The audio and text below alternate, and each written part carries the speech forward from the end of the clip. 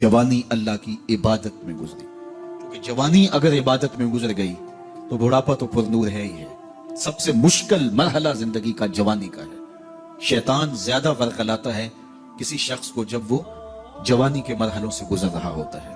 तो जिसकी जवानी खैरियत के साथ गुजर गई और उसने अपनी जवानी के तकद्दुस को महफूज रख के मंजिल तक पहुंचा लिया, अपनी इस्मत के जौहर की हिफाजत की, अपनी आबरू को लुटने नहीं दिया, अपनी आंखों की शर्म और हया पर पहरे बिठाए और आंख को बर्बाद नहीं होने दिया और अपनी जिंदगी के तकद्दुस का पहरा दिया, तो जो जवान अपनी जवानी को खैरियत के साथ गुजार गया। किसी ने कहा था ना, किताबे ज़ीस्त का एक और बाब खत्म हुआ, शबाब खत्म हुआ, एक अजाब खत्म हुआ।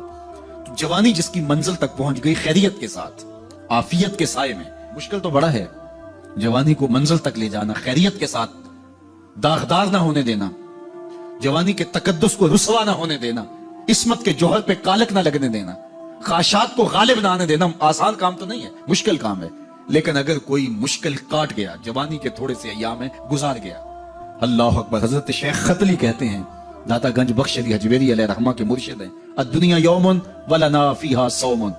वो कहते हैं दुनिया एक दिन है, हम रोजा रख के गुजार रहे हैं। तो रोजा रख के सारा दिन गुजर ही जाता है, दोपहर भी आती है गुजर जाती है, और असर का वक्त भी आता है गुजर जाता है, खाने का वक्त भी आता है, चाय का वक्त भी आता है, सब कुछ होता है, लेकिन गुजर जाता है। इफ्तार तक बंदा पहुंच जाता है। जिसने जिंदगी रोजे की तरह गुजार दी, जिसने जवानी रोजा रख के गुजार दी, ख्वाहिशात को बेकाबू नहीं होने दिया, मुश्किल काम था लेकिन उसने मुश्किल काम कर दिखाया। अजर कितना बड़ा है, सुनिए अल्लाह के महबूब की जुबान से सुनिए। हुजूर ने इरशाद फरमाया, जो सैयदना अबू हुरैरा के जरिए से हमारे तक पहुंचा, फरमाया कयामत के दिन जब सूरज का रुख सीधा होगा, जमीन तांबे की होगी, लोग पसीने में शराबूर होंगे, कोई टखनों तक पसीने में, कोई घुटनों तक, कोई कमर तक, किसी को पसीने की लगाम दी जाएगी। और वो पसीना ऐसे नहीं होगा जिस तरह ये पसीना है, इतना गर्म होगा।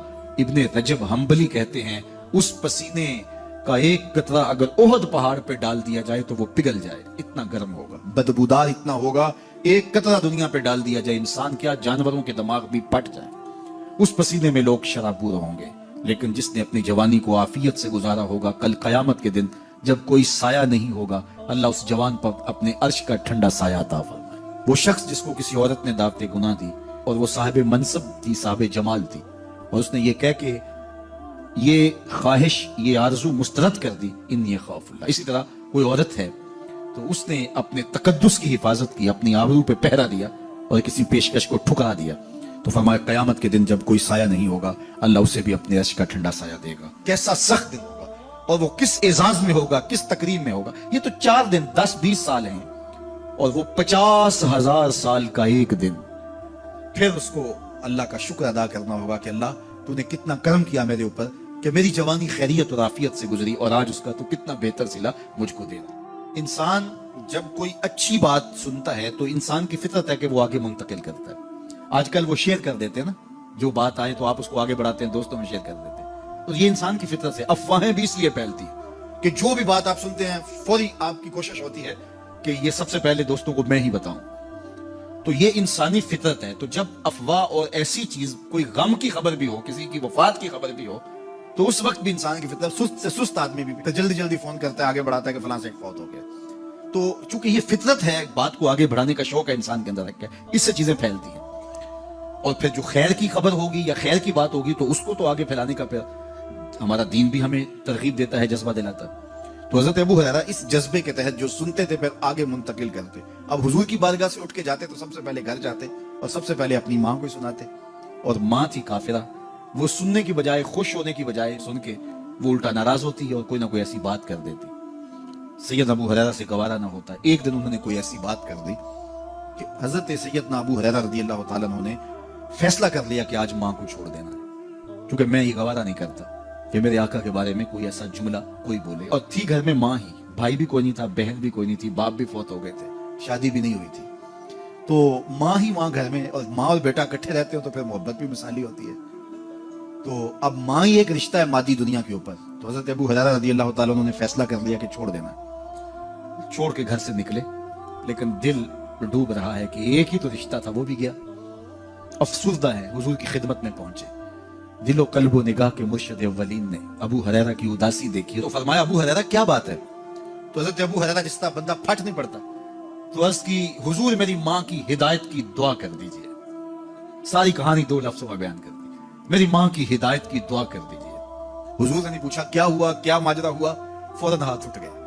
اور لفظ کیا تھے؟ اللہم اہد ام ابی ہریرہ تھا, اے اللہ ابو ہریرہ کی ماں کو ہدایت دے دے. ادھر انہوں نے بے چینی سے یہ بات کہی, ادھر حضور کے ہاتھ اٹھے. پھر ان اٹھے ہوئے ہاتھوں کو خالی تو موڑا ہی نہیں جاتا. اجابت کا صحرا, عنایت کا جوڑا, دلہن بن کے نکلی دعائے محمد صلی اللہ علیہ وسلم. تو حضور علیہ السلام نے ہاتھ اٹھا دی, حضرت ابو ہریرہ نے دوڑ لگا دی. کسی نے پوچھا ابو ہریرہ آج بڑی جلدی ہے؟ کہا آج ہی تو دیکھنا چاہتا ہوں, گھر پہلے میں پہنچتا ہوں یا حضور کی دعا پہلے پہنچتا ہوں. جا کے دروازے کو دستک دی, اندر پانی کے کھنکنے کی آواز آ رہی تھی, جس طرح کوئی غسل کر رہا. آواز دی تو آواز آئی, بیٹا ابو ہریرہ ٹھہرو, میں بھی آئی. کہا لہجے سے سمجھ گیا اس میں محمد عربی کی دعا بول رہی ہے. تھوڑی دیر کے بعد میری ماں آئی, تازہ آثار وضو سے, اور غسل کی وجہ سے ان کے جو ہے وہ بالوں سے قطرے ٹپک رہے تھے, اور لبوں پر میرے حضور کا کلمہ جاری تھا. اللہ اکبر. سیدنا ابو ہریرہ تیرے مقدر پہ قربان. ایک سفر میں حضور علیہ السلام اور اصحاب گامزن تھے کہ راستے میں قیام کیا, تو ایک قبیلے کی صلح کروانے کے لیے حضور علیہ السلام تشریف لے گئے. وہاں کچھ تاخیر ہو گئی تو صحابہ نے حضرت ابوبکر صدیق کو کہا کہ حضور رک گئے ہیں تو نماز کا وقت جا رہا ہے, آپ نماز پڑھا دیجیے. حضرت ابوبکر صدیق رضی اللہ تعالیٰ عنہ مصلی پہ کھڑے ہو گئے. اب نماز شروع ہوگی, ادھر سے حضور بھی فارغ ہو گئے. تو آقا کریم تشریف لائے. تو آقا کریم علیہ السلام جو ہی تشریف لائے تو صحابہ کی صفیں بندی ہوئی تھی. حضور کو دیکھا, انہوں نے راستہ چھوڑ دیا. پیچھے سے لے کر کے مصلی تک صحابہ نے حالت نماز کے اندر حضور کے لیے راہ کشادہ کیا. کاش کہ یہ حدیث سب لوگوں نے پڑھی ہوتی اور امت میں اتنے فرقے نہ بنتے, اور یہ سوچ کبھی نہ پنپتی کہ نبی کے خیال سے نماز ٹوٹتی ہے. یہاں تو راستے چھوڑے جا رہے ہیں, یہاں تو پروٹوکول دیا جا رہا ہے. اللہ اکبر. اور یہ حدیث کہیں چھپی نہیں ہے, بخاری کے اندر چھپی ہوئی. اللہ اکبر. آقا کریم علیہ السلام تشریف لائے تو صحابہ نے راستہ چھوڑنا شروع کر دیا. نماز بھی چل رہی ہے اور حضور کا راستہ بھی چھوڑ رہے ہیں. بالکل حضرت ابوبکر صدیق کے پیچھے آ کے حضور کھڑے ہوئے. ابو بکر لا یلتفت یمینا ولا یسارا, جب آپ نماز پڑھتے تھے تو نہ دائیں دیکھتے نہ بائیں دیکھتے, پوری توجہ انہماک ہوتا. وہ اپنی کیفیات کے جہان میں ڈوبے تھے اور حضور آ کے پیچھے کھڑے ہو گئے. صحابہ نے اپنے ہاتھوں کی پشت پہ ہاتھ مارنے شروع کر. مکعن و تصدیہ, قرآن نے تالی لگانا, سیٹی مارنا, یہ شیطانی اعمال ہیں, لیکن ہاتھ کی پشت پہ ہاتھ مار کے متنبع کرنا یہ مختلف مواقع کے اوپر یہ جائز ہے. تو اب جب حضور آ کے پیچھے کھڑے ہو گئے اور صحابہ سمجھے کہ حضرت ابوبکر صدیق ایک استغراق کے عالم میں ہیں, ایک کیفیت کے جہاں میں ڈوبے ہیں, تو انہوں نے اپنے ہاتھوں کی پشتوں پہ ہاتھ مارنے شروع کر. تو حضرت صدیق اکبر سمجھ گئے کوئی غیر معمولی واقعہ ہو گیا. دیکھا پیچھے حضور کھڑے تھے. اللہ اکبر. تو حضرت صدیق اکبر مصلی سے سرک کے پیچھے آنے لگے. تو آقا کریم نے اشارہ کیا رکو, نماز پڑھو. سیدنا صدیق اکبر اس کے باوجود پیچھے آ گئے. کبھی ہوتا ہے حکم اور کبھی ادب آگے ہوتا ہے. اللہ اکبر. حضرت سیدنا علی المرتضیٰ رضی اللہ تعالی عنہ کو کہا نا حضور نے صلح حدیبیہ کے موقع پہ, صلح نامہ لکھوایا جا چکا, تو لکھا یہ محمد رسول اللہ اور قریش کی جانب سے ہے. تو عروہ نے کہا اگر محمد رسول اللہ مان لیں ہم تو پھر لڑائی کس چیز کی ہے؟ تو اس لیے محمد رسول اللہ نہیں, محمد بن عبداللہ لکھا جائے. تو وہ اس بات پہ بضد ہو گئے, اور اگر ایسا نہیں ہوتا تو معاہدہ ٹوٹ رہا تھا. تو حضور نے حضرت علی المرتضیٰ سے کہا کہ چلو رسول اللہ کا لفظ مٹا دو. حضرت کی میں تو نہیں مٹاؤں گا, میں تو نہیں مٹاؤں گا, یہ نام میں تو نہیں مٹا سکتا. پھر حضور نے خود مٹایا. اب یہاں حضور نے کہا ابو بکر رکو, لیکن حضرت ابو بکر نہیں رکے, پیچھے آ گئے. اور پھر حضور خیر مصلی پہ گئے, نماز ہوئی, سلام پھرا. تو حضرت ابو بکر صدیق رضی اللہ تعالیٰ عنہ کو حضور نے کہا ابو بکر جب میں نے کہا تھا تم رکے رہو تو تم کیوں پیچھے آئے؟ تو سنو حضرت ابو بکر نے کیا جواب دیا رضی اللہ تعالیٰ عنہ. کروڑوں سلام, لاکھوں عقیدتوں اور نیاز مندیوں کے خراج ان کی چوکھٹ پہ. عرض کرنے لگے ما کان لابن ابی قحافہ ان یؤم رسول اللہ صلی اللہ علیہ وسلم. حضور ابو قحافہ کے بیٹے کی جرأت کب ہوئی کہ رسول اللہ کے آگے کھڑا ہو کے نماز پڑھائے؟ یہ ابو قحافہ کے بیٹے کی ہمت کب ہوئی کہ رسول اللہ کے سامنے کھڑا ہو کے نماز پڑھائے؟ تو ادب پہلا کرینہ ہے محبت کے کرینوں میں. حضرت ابو بکر صدیق رضی اللہ تعالی عنہ نے اگر حضور علیہ الصلوۃ والسلام کی اطاعت اور حضور کی محبت, ادب, فرما برداری اور جانثاری کے انوکھے باب رقم کیے ہیں, لیکن حضور نے بھی ان کو جو اعزازات دیے. ایک خاتون آئی مسئلہ پوچھنے, آقا کریم نے فرمایا پھر آ جانا. اس نے کہا پھر آؤں اور آپ نہ ملیں, تو کہا میں نہ ملوں ابو بکر تو ملیں گے نا. اللہ اکبر. تو اپنے بعد اشارہ دے دیا ان کی طرف کہ میرے بعد میرا نائب ابو بکر ہے. اللہ اکبر. عزتوں کی مسند اور عزتوں کی معراج اور عزتوں کے مقام پہ سیدنا صدیق اکبر رضی اللہ تعالیٰ عنہ کو بٹھایا۔ میرے والد گرامی رحمۃ اللہ تعالیٰ علیہ نے پوری زندگی میں کوئی ایک تقریر بھی ایسی نہیں کی جس میں یہ اشعار نہ پڑے ہوں۔ جب وہ خطبہ پڑھتے تھے تو خطبہ پڑھنے کے بعد یہ اشعار پڑھا کرتے تھے، جس میں اس کی کیفیت ہے کہ جو حضور کے شہر میں جانے کے لیے تڑپتا ہے۔